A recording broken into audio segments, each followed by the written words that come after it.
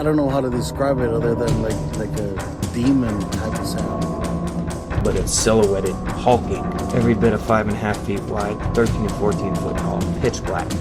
The one thing that ran through my mind when I had this encounter was I don't have a big enough gun. Your host, two-time witness and field researcher for more than 40 years, William Jevning. Welcome to Creek Devil. Welcome to the Q&A, everyone. Tom, Forrest. Hopefully we have lots of questions today, Tom. We do. We got a lot of very good questions, so I want to thank everybody. There's no bad questions ever, and all of them are really excellent. I just want to say real quick, if you like the show, let us know. Click the like and subscribe if you haven't done so already. Share it with friends. And if you want to support the program, you can do so. We've got a link to the link in the description to Patreon. Real quick, I got a question for Forrest about DNA, and this isn't primate DNA per se, but human DNA. A lot of people, I think, when they do like Ancestry.com and stuff like that, they're like, I want to find out exactly where I'm from. And they think it's kind of like a GPS coordinate. They're going to get my DNA and they're going to trace it back and they're going to pinpoint what village I came from, I just did one of those tests, Tom. Did you? I did. And the thing is, Neanderthal in him. Yeah, actually, there was. It showed a percentage in there, like say 75% Scandinavian, and then most of the other was Northern European, which I'm sure is Scandinavian influence also. Some Native American, and there was some Neanderthal in there. Well, there you go. You had like 7%, didn't you? I think. Let me check it real quick. I know you were real high on the Neanderthal. Well, here's a question. I'm going to go ahead and finish this while you're looking that up. I'm So sorry. the question is, a lot of times you see these YouTube videos where people are kind of stunned because they're like, well, we thought that we were from Italy or we were from Scotland or from here or from there. And they get these kind of vague and imprecise results. Well, this is the question I have for Forrest as an anthropologist. I think what's going on is you get human migration all over the place, all throughout history, and there really isn't any such thing as being able to pinpoint precisely where you come from. It's kind of an art form where you can say, well, we think it's from this area, but anyway, I wanted to get your input on that, your comment, and then how that might apply to primate and obviously for Sasquatch. Well, let's face it. I mean, you can, Grandpa could say he came from Italy. Well, he might have come from Italy, but his Grandpa might have moved there from Sweden. So, as it got passed down through the generations, nobody ever really realized that great-great-great-great-great-grandpa actually came from someplace else other than where he lived. And I think it's kind of like they found that out with Columbus, that, the thought with him, even though he was Italian born, supposedly, that he was probably more than likely Jewish. So his ancestry would not have traced back had they done a DNA. And I think somebody was going to attempt to do that if the family was going to allow them to do that, just as a sidebar there on Columbus. But I mean, not being a geneticist, I can only surmise, but I have watched several of these programs, and the History Channel, I believe it was the History Channel, it's been a while since I had watched this program, did a program on the human genome. And they took in several hundred people, organized them on a football field, and y'all may have actually seen this. And I guess the most surprising results were that these two gentlemen that they considered themselves to be Black Americans, were told that they needed to go. One was told to go into the Scandinavian group, and then another one was told to go into the Eastern European group. And the thing that people have to remember is that skin color really has nothing to do with your racial type. The darker skin tones are more dominant, so therefore they may show up more often. But that doesn't mean that the majority of your genetic makeup is in fact, like for these two young men, is black, but it was in fact Eastern European and Scandinavian. And so I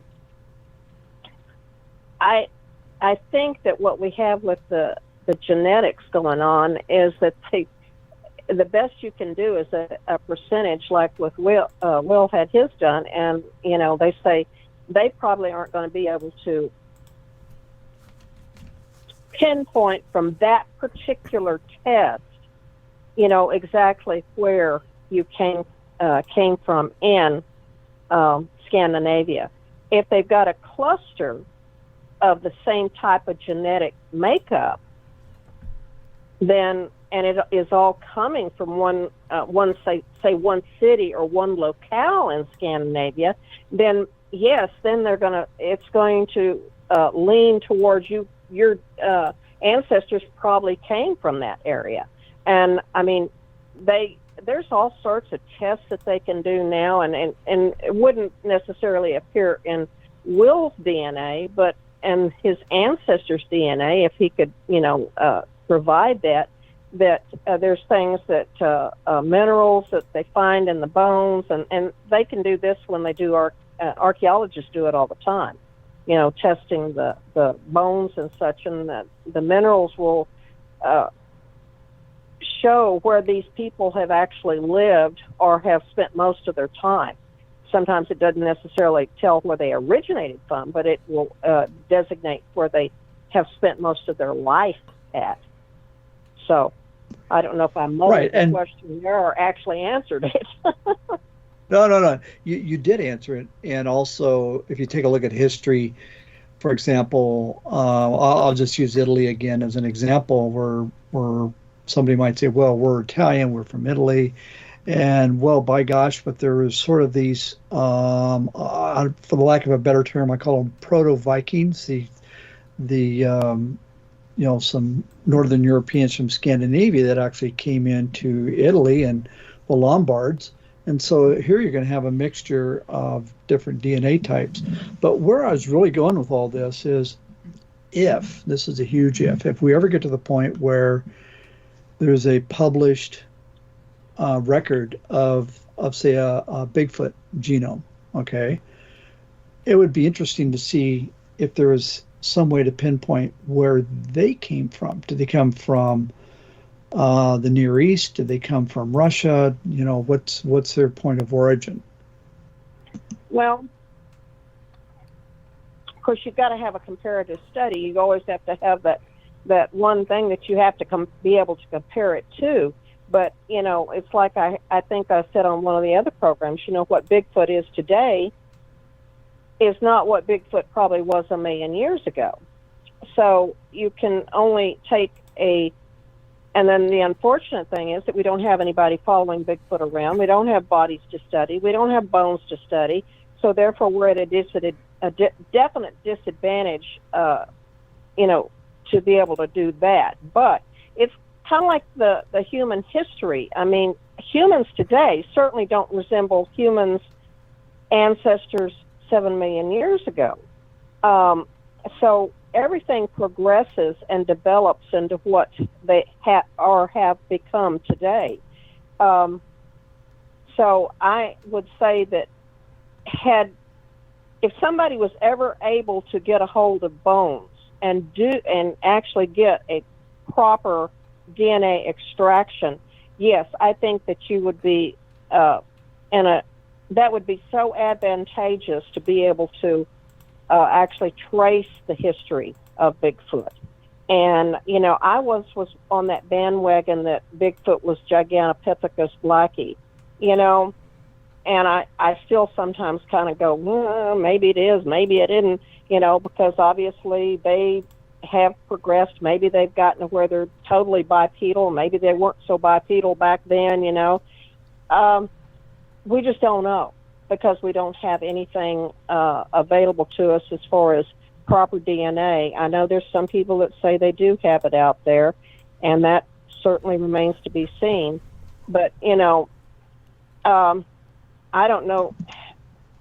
I don't know if y'all just recently heard, and I think I had, again, addressed this on another program once upon a time that we were talking about some stuff about that there was a group of people in Melanesia that exhibit a particular type of genome in their DNA makeup, and that doesn't resemble anybody else's on the face of the earth.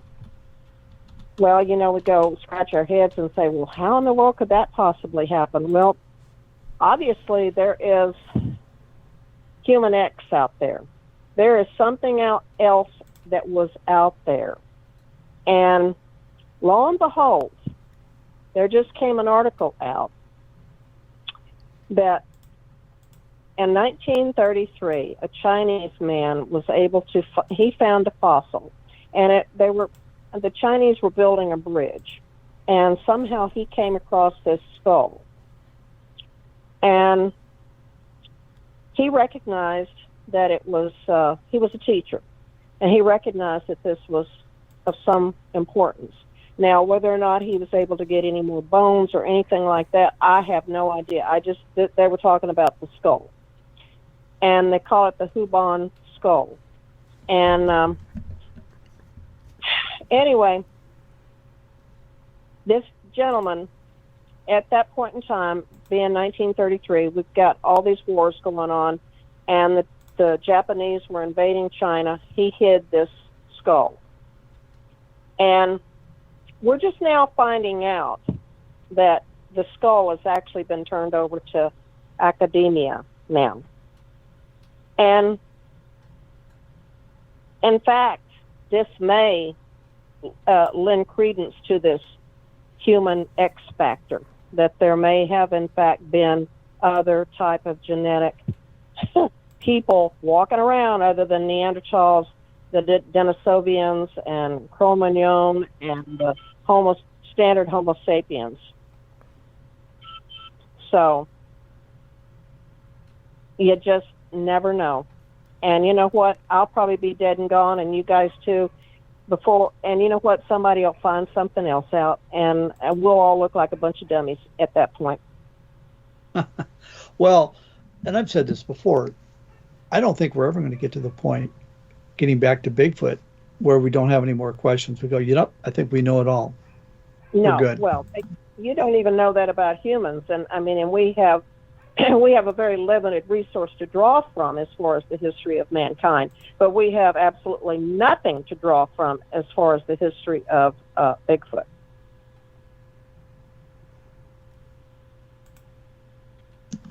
And that's a big question. Yeah, and it's not going to be answered today, or probably even 20 years from now, and we all know that. So, I don't know. I think that until the day comes that somebody is going to bring in a body, I don't know how, but it's going to have to be done, and somebody can actually do a proper necropsy on that. And I say necropsy, and you know why. I was just going to ask, are you sure it's not an autopsy? Make other people happy. All right.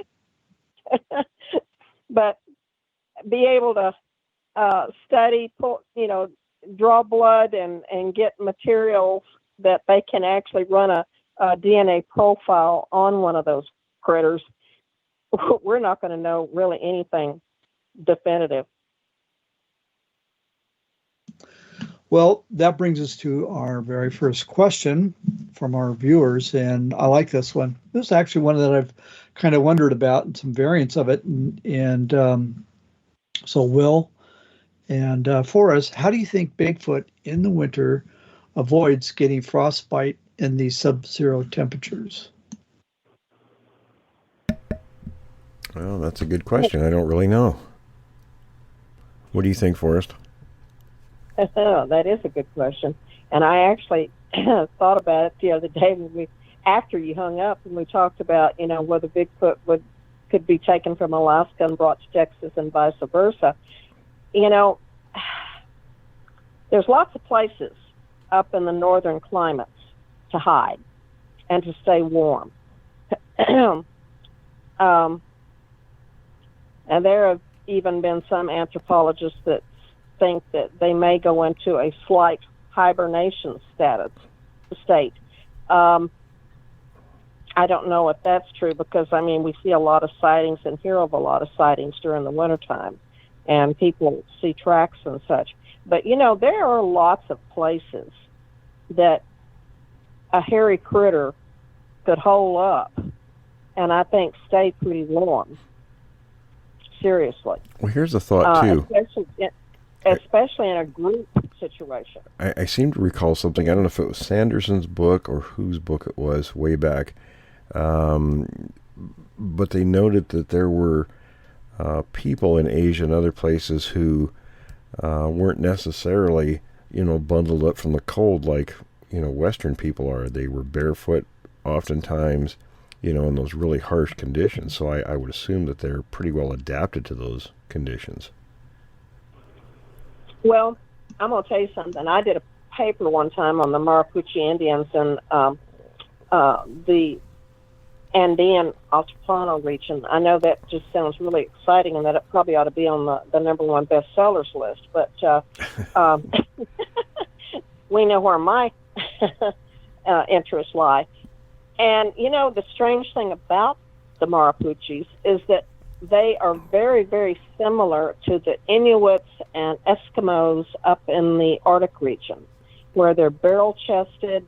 The focus of their heat factor in the body is up in that barrel chest protects all of those organs. That's what needs to be protected. And even though they do wear a lot of, like the Inuits and Eskimos, they do dress for the weather. They have this special adaptation that they've developed over the eons of time for this type of cold weather adaptation, and so did these Marapuches, and because they live up there in those high cold regions of the Andes. Now, who's to say that there may be some morphological differences in the adaptation of Bigfoot in the area of these Arctic regions and northern Canada and even up into the northern United States. We see that there's actual morphological differences in the type 1s, 2s, 3s, and 4s. So why wouldn't there maybe be a little more difference in such as the bigger chest to protect those organs and bigger, bulkier, heavier fat layers? Inuits have to, and this is something that the military, and you probably are aware of this, Will, had to give those people, the Eskimos and Inuits that went into the Army, they have to be fed a high-fat diet because their body is so adapted to that type. Those people will sit and eat whale blubber. That is the most awful stuff that you've ever tasted, because I did taste it one time when I was living in Alaska on a dare, and I was like, oh my gosh, how could somebody even consume this stuff? What a thing to do on a dare. They just slice it off and it's like candy to them, but they eat whale and seal. The type of fat and the amount of fat that those people consume would put us into heart attack cities. Seriously, right. We're just not adapted to that type of food processing, and they are. So they actually had to accommodate them and feed them a different type of diet. Well, again, what makes me think too about the question, that's sort of the mindset of, the creatures, it's kind of an anthropomorphic, placement on the creatures, when you look at other animals in those environments, what are the chances of any other animal species getting frostbite, when they live in those conditions? Yeah, I was just thinking of, the elk, the deer, and some of the Bear. other animals. Yeah, the bear especially. Yeah, well, the all bear kinds of animals. hibernate. Well, yeah, but but there are some that are still out during those conditions. I mean, it doesn't take very long to get frostbite. So how come they're not getting Mountain frostbite? lions.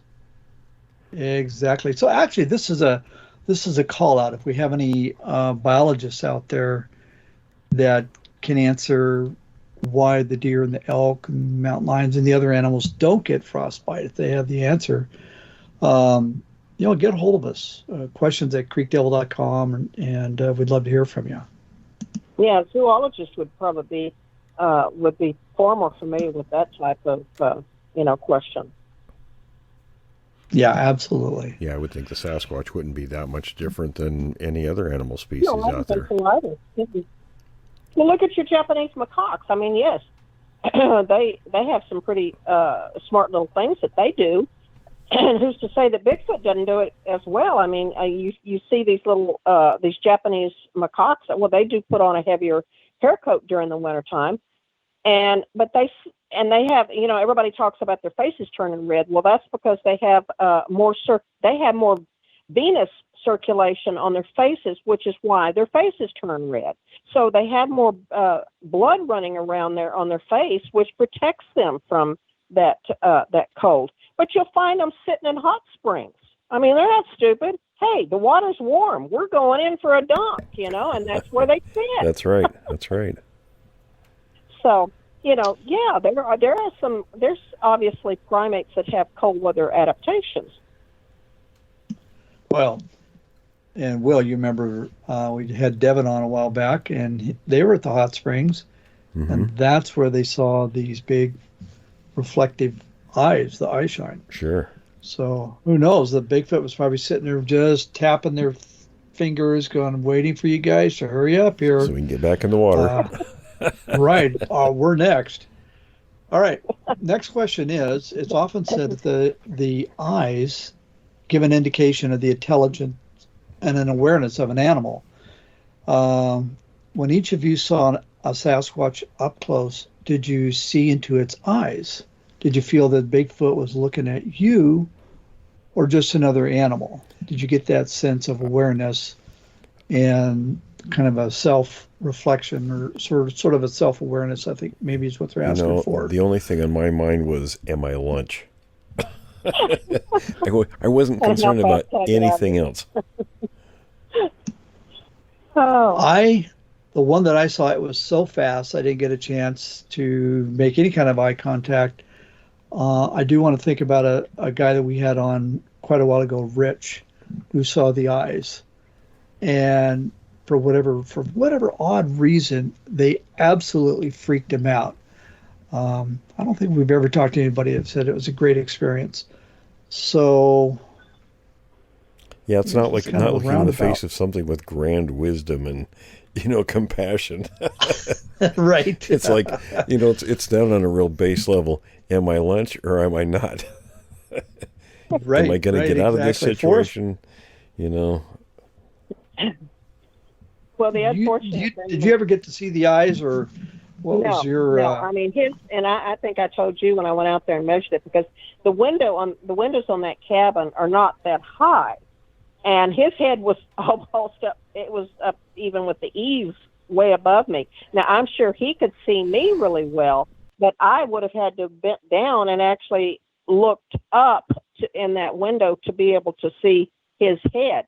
Now, when he backed up, and I say he because I think it was a male as big and bulky as this thing was, when he backed up, and I could see the musculature on the chest, and that's really what I was kind of focusing on. I will not lie. And then his head was already turned, and I could see facial features, vaguely facial features, because I mean it was dark. I mean it was pitch black outside, and the ambient light that I had that was coming over the top of the roof was coming from a pole light on the opposite side of the cabin. And of course, you got to understand there's elm trees there and hackberry trees, and so they were. It was like he walked in light and then shade and light and shade, and most of the upper body when he actually turned and walked away was still in shadows. And the only time I really got any sense of the true size of him is when he walked past my white F-350. And then I saw, and I still swear that those shoulders on that thing was a 4 feet across. And it's funny that you even asked me about this, because Chuck and I were actually talking about this last night. And I swear those shoulders had to have been 4 feet across. But you know, his head was large, but I never got the impression of a big cone head like you hear a lot of people report. So, you know, no, I didn't look into the eyes, and I can't say, as I was probably kind of like Will, it wasn't the first thing on my mind. Oh, I want to look at this guy's eyes and see if he's, you know, really sensual or what here. You know, my situation, it was getting dark too, so I didn't see a lot of fine detail because of the low light levels, but I could see the general, you know, structure of the face and everything, but I didn't get any feeling that it was. I mean, you know, either way, I couldn't tell. I wasn't focused on that, and I think each person has something different that they focus on, whatever's most important to them on a real base level. Yeah. Which is, how am I going to get out of this? That was the big one on my mind. How am I going to get out of here? I think that is. I don't care who you are, what you are. I mean, that is going to be the first thought on your mind when you see those things. It's not like, I mean, you know, my kids have always kind of teased me about it. Oh, Mom, but you're an anthropologist and an archaeologist. Didn't you want to study? I'm like, no. Studying it was not the first thing that came to my mind. I will be honest with you. Studying it and let's get the journal out and write down everything I see. That was not the first thing on my mind. No. I think it's purely reaction. The first thing on my mind. It's kind of an instinctual reaction that you have when you encounter one of these things. It's not, you know, the intellect gets put in the back seat. Yeah, well, it's fight or flight. I'll give you a prime example, and I wish I could think of the lady's name, but she, and this was actually on the History Channel, and I think it was on one of the Monster Quest channels, but I thought, you know, people always say, well, you didn't get a photograph, and you didn't get this, and you didn't get that, so how can we even believe you? Well, you know, a lot of things in life are strictly taken off of visual, you know, reports, like criminal cases, eyewitnesses. Mm-hmm. Well, this woman actually was responsible for keeping track of tigers, Malaysian tigers. And, you know, you always hear about the orang pendek in that area. And she was just walking down a trail, and these, you know, she's looking at her, I guess they have GPS deals there with them, because all these tigers are chipped and everything else, so they can monitor them and find them. And that was what she was out there doing. She had a camera, a 35 millimeter camera, hanging around her neck when she heard some noise, and she stopped, thinking that this was probably going to be a tiger that was going to go across the trail. And she was, I'm going to say, if I remember correctly, 50, 60 yards up the trail. And it wasn't a tiger. It was a orang pendek that actually came and walked across the trail right in front of her. Here is a woman that's got degrees in biology, zoology, and she's out there on the trail with a camera hanging around her neck. And she said later, the last thought on her mind was taking a picture.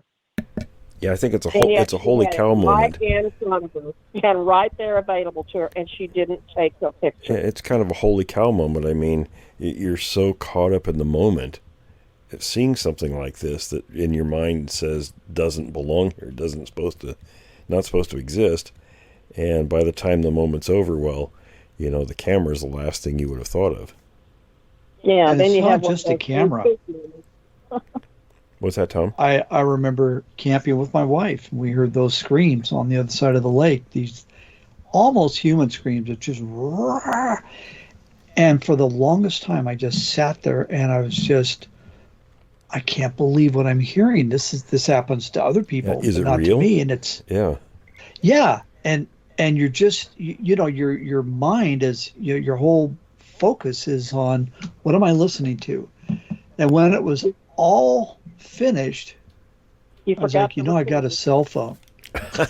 Right? Well, you're caught But- up in the moment. Yeah, you're very much. Well, it's like I've told the story a few times about the bear in Northern California. We were driving and we had camcorders in our hands and had been talking about this very thing, and we still didn't film it. Because you get caught up in the moment, like you said, Tom. Yeah, and that was just a bear. It wasn't even Bigfoot. Yeah, nothing out of the ordinary. We'd seen lots of bear up there. So these people, the critics or scoffers or whatever you want to call them, I would almost want to invite them out and say, come on out, I'll take you out there, have your camera ready. Exactly. You'd put And them in a let's see what situation happens. and say, okay, you do it. Yeah, you do it. Yeah, exactly. I'll bet you it'd be the exact same results as anyone else. Exactly. Yeah, you would be, sure, because especially if you don't believe that these things exist. Exactly. They got the extra hurdle to overcome. Yeah. You've not only seen something you don't believe in, but you've messed yourself in the process. So, Right. sorry, I couldn't resist. Oh, no. Okay, so this same person says that they saw a video, people at the zoo who had dropped sunglasses and a phone into an orangutan enclosure. One of the orangutans picked up the sunglasses and put them on like a human. Then it began imitating the use of the phone.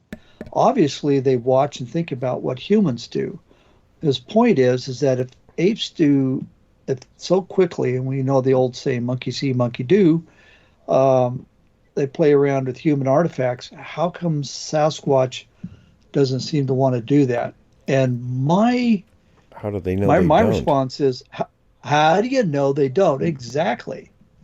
Yeah. How do We you know have that they haven't picked up a cell phone at some point in time that somebody lost?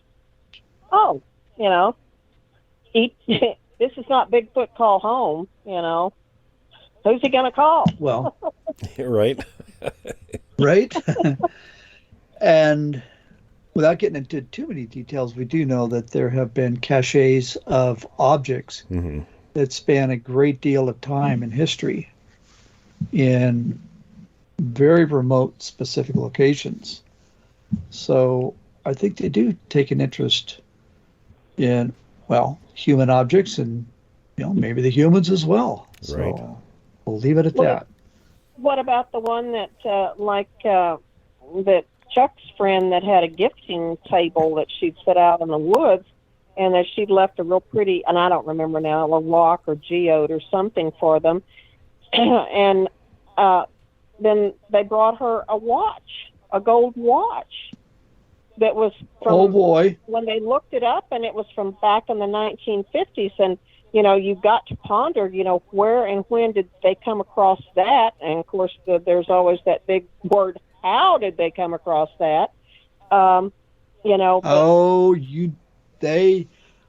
you remember Gary Larson did those cartoons? I think he did some that were kind of along the lines of that. They know, okay, we go to that cave over there where we got all the skeletons and we'll give them a watch. Well, people forget most primates are sentient beings. I mean, they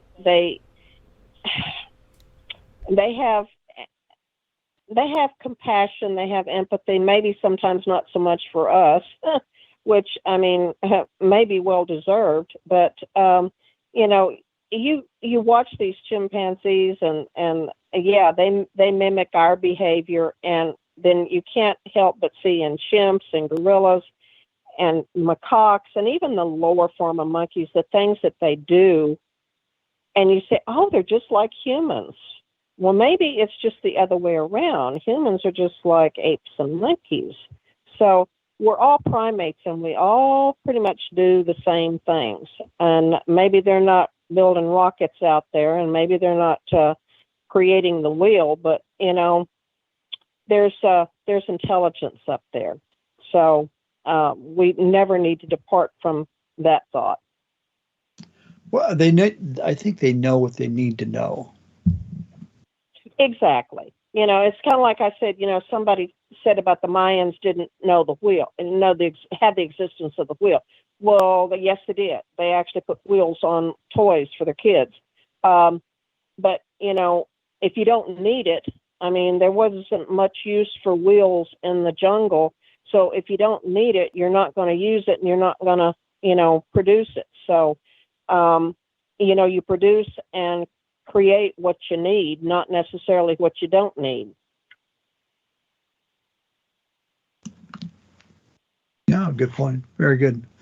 So this person, they just go on to comment, there's no evidence that they've ever taken or played with literally thousands of utensils, equipment, rods, fabrics, machines, infrastructure, toys that are around. And I think we would probably maybe take issue with that.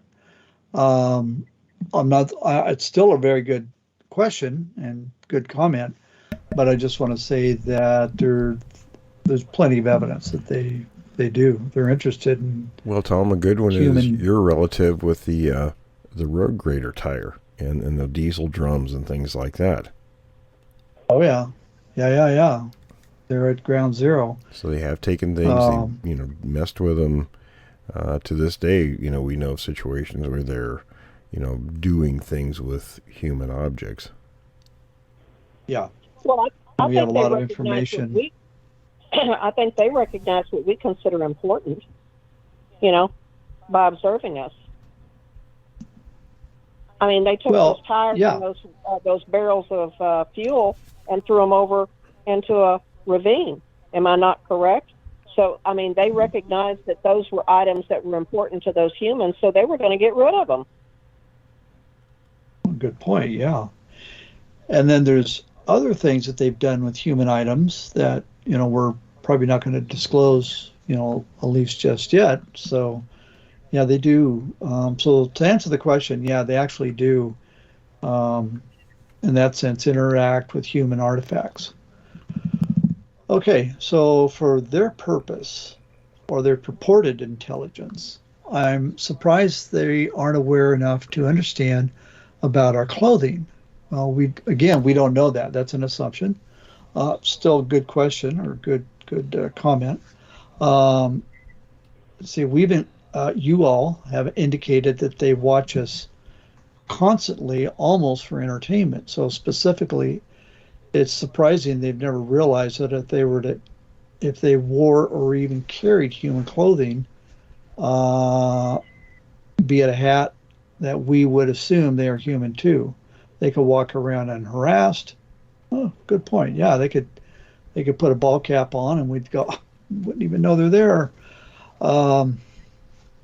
So they've had monkeys in zoo situations that have picked up articles of clothing, and you'll see them, stick their arms into the sleeves. They may not get it on just right, and it certainly may not fit them correctly. But they watch what we have done, and they're trying to they literally imitate what we've done, and I have seen them put caps on top of their head. I don't remember if it was I almost want to say it was the Berlin Zoo. Somebody threw a cap in there to the chimpanzee enclosure, and the chimpanzees promptly were fighting over the cap and wanting to put it on. So, they're not stupid. They're not stupid animals. They have a level of intelligence that, it may not reach ours, but they see man with a cap on. Oh, well, I know where that goes on. I got a head too. Let me put it on my head, So right. Well, this person has a great sense of humor. They said, a Bigfoot could grab somebody's hat, put the hat on, and everyone would say, oh, that's just some nut job pretending to be Bigfoot, and walk away. So kudos. That is a great sense of humor. I like that. Awesome. Thank you. Okay.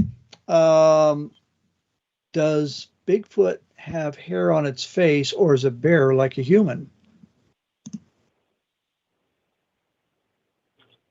Well, now we have had a variety of answers on that you can look at Patty in the Patterson-Gimlin film, and her face, for the most part, is bare. And most generally, you will have them say that they're bare on the forehead and all the way down to the cheeks, and that sometimes, and I think it's mostly in males, that you see that there is something that's akin to a beard on humans that appears on their face. So, and I'm sure it's to varying degrees, because I mean, it's just like humans. Some people have. I don't want to say some people. I mean, I should clarify that some men have more hair. Of course, I've seen some women with some hair on their face, but more. There's some men out there that do have more hair, beards, that can grow beards more readily. I guess is what I'm trying to say, than other men can, and do have more hair on their faces than other men do. So I'm thinking that probably in Bigfoot situations, that's probably pretty much the same, as I fumbled my way through that answer. No, a good answer. And also, there's different types. So some of them, I think, depending on the type, might have a different situation with whether they're, whether they got facial hair or not. Okay, so what about juveniles? Do they have less hair? That's a very good question. I don't know. I mean, it would make sense. This one's for primates, when they're young, have little to no facial hair, and it develops over as they get older, just like humans do. I mean, let's face it. We have hair all over our body, but you're not going to see it on your face. I mean, you actually have hair follicles and everything else all over you, but it's going to, it's just kind of like a boy, as he gets older, is able to grow a beard. He doesn't start off that way when he's 3 years old, obviously. So it's the same way with, monkeys and apes. Same exact way. You'll see their little, bright and shining faces out there with nothing on them. And then when they're a 4 or 5 year old, all of a sudden they've got hairy faces. Oh, makes sense. And then this person wants to know, in connection with that, did Neanderthals and early humans have full hair coverage on the body, or did it vary? Or do we know? We have absolutely no way of knowing. Fossils don't reveal that. The only way I think that you would ever know if a Neanderthal had full body hair, which I'm kind of doubting that they did, because there seems to be an indication that they may have had knowledge of sewing, because they found sewing type needles and such in sites.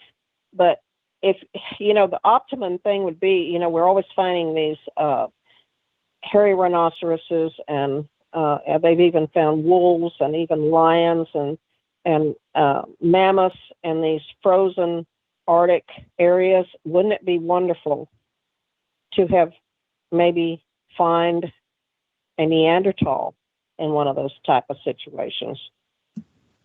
Frozen. Well, yeah, I hadn't thought about that. I mean, yeah, because they find every once in a while that you find somebody, with the, as glaciers sort of melt away, they find people up in the Alps that have, are very ancient. Yeah, so, like yeah, Icky, good thought. Icky, the guy they found up in the Alps up there, yeah, he was thousands of years old.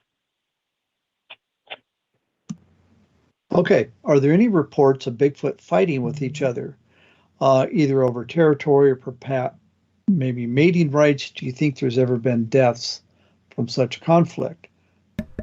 I don't know. I don't know. Will, what are your thoughts? I can't think of any off the top of my head.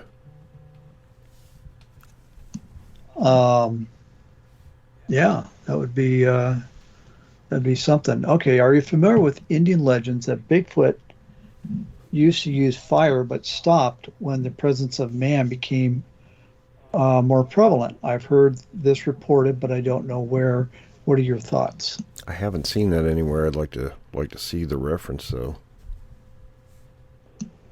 Yeah, pretty interesting. I have heard that in Russia, and what I'm hearing is hearsay of hearsay. So it's who knows, but that the Almasty or the whatever the Almast over there sometimes use fire, but who knows? If that's a relic human form or human-ish form, like we say, the type 4s might be up in eastern Canada, northeastern U.S., and not a Bigfoot type creature, then it's entirely possible.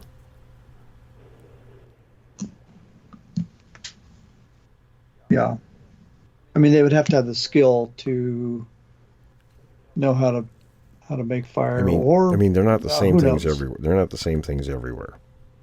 Even the ones we have here, we have 22 variants, so they're not the same things all over. Yeah, very true. Okay, do you have any good photos or videos that you take or people have sent you showing Bigfoot that you could put on your website? Not on the website, but I do have some. Yeah, we got them, but we can't put them on the website. We're not doing that yet. Sorry. Good question, though. Okay, it says, I know you guys are out in the field a lot, and you've had a lot of encounters. Besides the P&G video and the Freeman video, we're going to scratch that one. Unfortunately, the Freeman video, I think, is concocted. I've never seen any other Bigfoot video that's considered credible. Do we have any links to it? I don't. I'll tell you this. I have seen 2, maybe 3. I can think of 3 videos. I don't have links to them that I personally thought were probably somebody actually got them. But again, the problem with videos is, that's all it is a video, and taken from a cell phone, the quality isn't, it's usually from a distance, the quality is not that great, but the circumstances for the 3 of them that I'm thinking of, I thought were very possible. Well, there's a lot of videos out there, and the thing that you run into oftentimes is, yes, the credibility, but even when they seem to be perfectly credible, there's a couple of instances in Utah where they actually have a video camera set up, and I think it's there for the purpose of avalanches in that area. And somebody actually recorded and watched a Bigfoot walk across in front of the camera. And that was one of the ones I was thinking of, but it's it's off into distance, right? It's way out there. Yeah. Well, it's huge and it's moving fast. It was close enough that you could tell what it was. And it walked across, kind of diagonally across the film footage. And I mean, they're watching these things in an office, miles away. So it wasn't like they could just jump in the car and go check it out. But then there was another instance where there was a man and he wasn't even looking for Bigfoot. He was looking for something else up on the mountains. He just had a camera that he had with a powerful telephoto lens on. And this was up in, I want to say it was Provo Canyon up there. He actually recorded one going up the mountain. And I mean, when you get real close, pull it in real close, I mean, there's not much question as to what it is. It's moving up there. And then I guess in the preceding days after that there was several other people that had actually filmed a couple of other ones in that area with just their cell phones. And of course, the quality of the film is not going to be the same. But I mean, I've seen a couple of them that people have filmed with their cell phones up in Canada, when the thing just was like on the side of the road and they took a picture of it. And, I don't think we should be so quick to discount all of those things because let's face it, I mean, there's a lot of things that we see on the side of the road and we snap a picture or we do a video with our camera. And that doesn't mean that that wasn't an elk or a deer or a bear that we saw or a grizzly bear that we saw. So why should somebody, I mean, we shouldn't just be real quick to automatically assume that, oh, somebody's hoaxing this.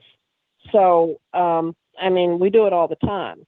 So, well, and Brenda Harris had a couple videos on her website. That she took? Oh my God! Are you talking about the one that the thing was coming up in the garden and eating vegetables, and then she wasn't available? Oh, I'm sorry, I didn't mean to jump in there, but I got all excited about that because that's when I actually remembered that. And they actually. Well, I was thinking she had a video of one just walking. Yeah. And actually, at one point, there was two of them walking, and one of them was carrying something white, and they didn't know at the time. She couldn't get out there to see this and record this incident, but she sent one of her other, a guy that she knew that went out there, and that's when they started recording all this. And this thing just, it's like a 25-minute film footage, and at one point there's actually two of them, and the other one they found out later that there was some another Indian had actually seen it kill one of his sheep, which confirmed the fact that here was this other one carrying a white, and it had to have been a sheep under his arm. Oh, really? Okay. Yeah. I hadn't heard that one. Now that makes sense. Okay. Yeah. And I'm sorry, I didn't mean to just jump in there, but you said that, I was like, oh my God, I remember that. Right.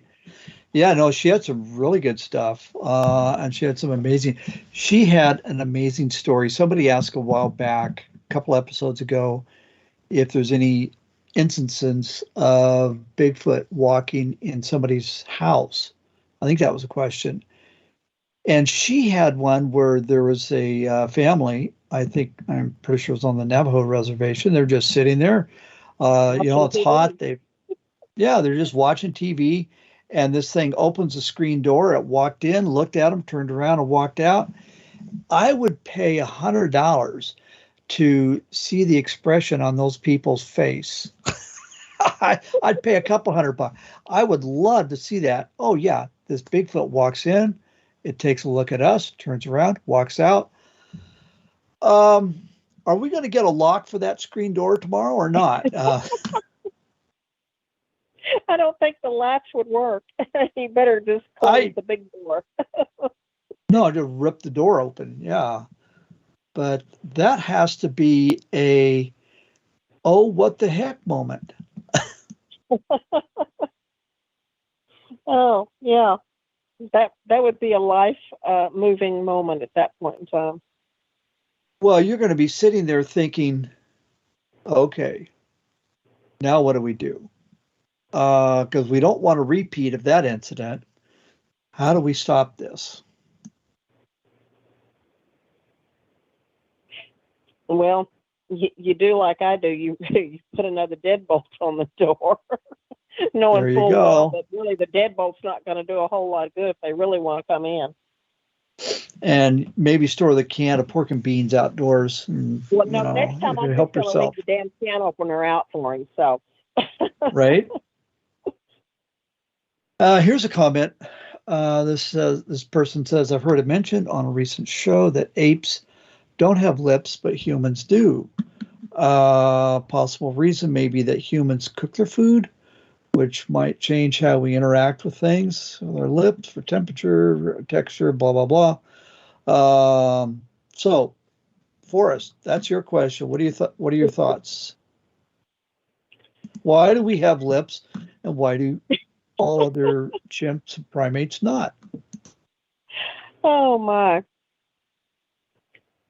This is funny because this is something that Chuck and I were also discussing on the phone here not too long ago. Were y'all reading our minds? No, he probably put it in. He probably wrote the question. Yeah, I bet he did. You know what? I don't know why we have lips. I don't know that. In all the years that I've, all the anthropological professors I had, I don't ever remember anybody actually asking, why do we have lips and other monkeys and apes do not have lips? I don't know. I don't think mine had any answers either. They just made the distinction that humans had them and other primates did not. Yeah. Well, I know how Chuck and I actually got on the discussion, and it had to do with cattle mutilations and the type of material in the. What we were discussing was that I made mention of the fact that, oftentimes in the cattle mutilations, the the tongue and the lip area, the area around the mouth, I should say the mouth area rather, because they don't have lips either, cattle, and then the udders, and then usually the anus and the reproductive organs are all missing. And I made mention of this fact, and a lot of people may not be aware of this, and y'all maybe know where I am going with this, but the skin on your private parts and the skin on your lips and your nipples and your anus is all the same type of skin. And if people lose their lips, say in a catastrophic accident, that they go to your privates to extract the material to replace your lips. That almost sounds almost sounds like a bad movie. Well, I'm just sitting here going, what am I going to say about this? I hated to mention that, but that was the only thing that I ever remember from any anthropological class that I ever had that was ever made mention of in regards to lips. That's going to have our listeners thinking tonight. All the listeners are going to be going crazy. They're going to be thinking about that tonight, aren't they? They're all going to be going, oh my gosh, I hope I don't ever lose my lip. See, what are you people discussing? Oh my goodness. I'm sorry. How are we looking at questions, Tom? We got a few minutes left. I think that's a wrap for all the questions for today. We can close it here. Any final thoughts, folks? Well, I'm still trying to get that last thought out of my head. Other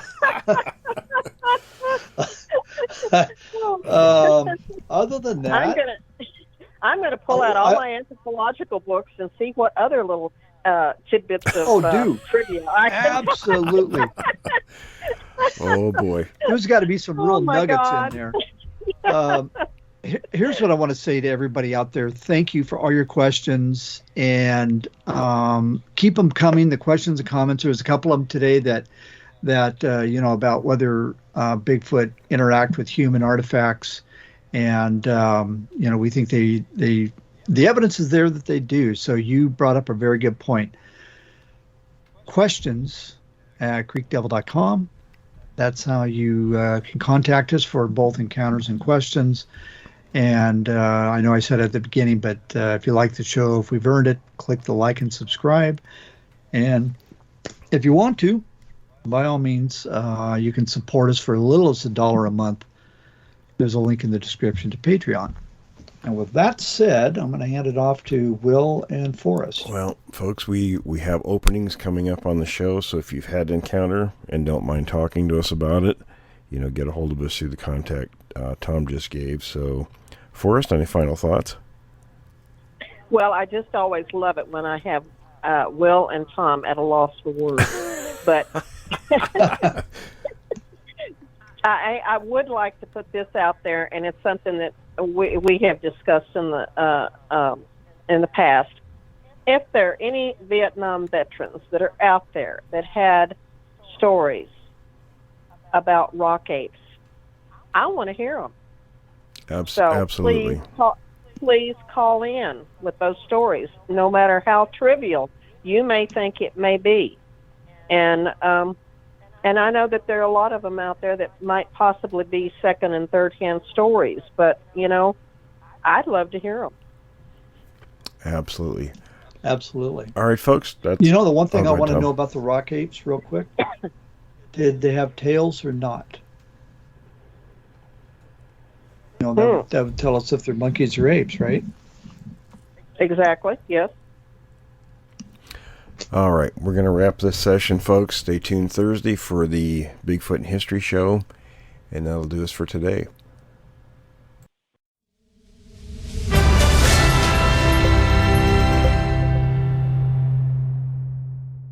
In Bigfoot history, near Stevens Pass, Washington, September 17, 1967, Clarence Fox, with a group of 9th grade students on a hike, found a pile of conifer twigs 4 feet high and 6 to 8 feet in diameter in a cave on the Cascade Crest Trail north of Stevens Pass. On the way home, they smelled a bad odor and found a few poor 17-inch tracks long. The next day, one of the students, Lynn Madden, went back and made a cast of a clear track made since the previous day. Mr. Fox heard that members of the Alpine Club had reported similar tracks the same day about 2 miles away.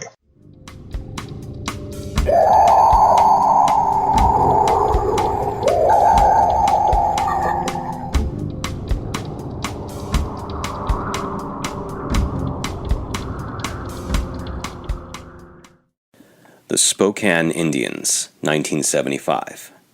Indians had a Sasquatch too.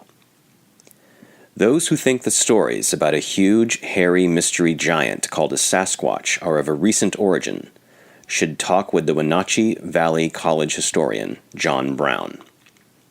Brown has found evidence that the search for such a legendary creature was underway in the Northwest by the time the earliest white men arrived in the region.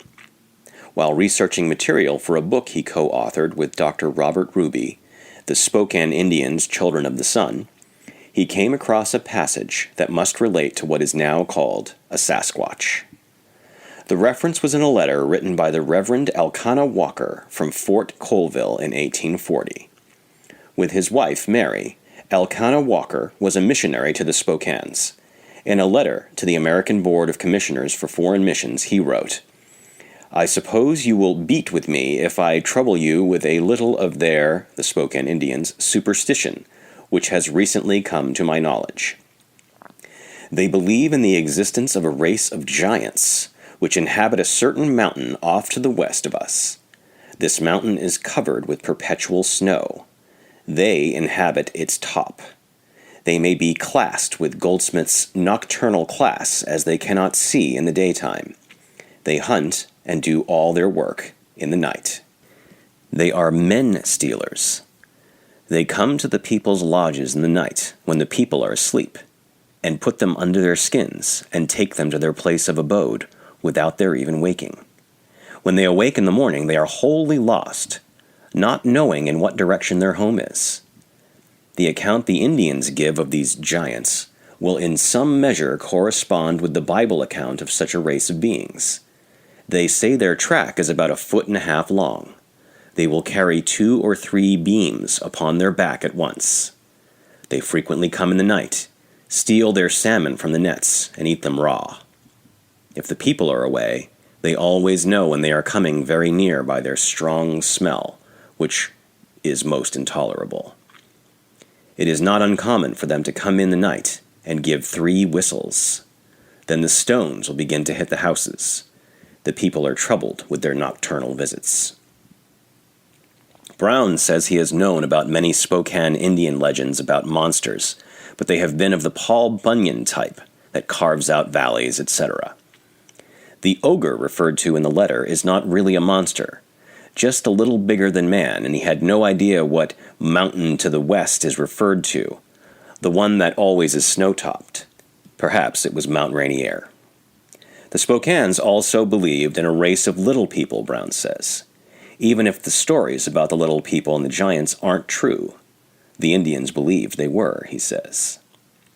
Many people today believe just as fervently in the existence of a hairy, man-like object that sometimes is glimpsed, but never really seen. Plaster casts of prints supposedly from the feet of such a creature have been exhibited. One Sasquatch hunter has what he believes to be a picture of the man-animal. This area's involvement with the legend goes back some 25 or 30 years to the wild man of Leichenwasser, supposedly seen on that mountain by fishermen. Myth or fact, no one knows. But at any rate, John Brown's research indicates that reports of such a Bigfoot are nothing new. September 22nd, 1975. Wenatchee, Washington.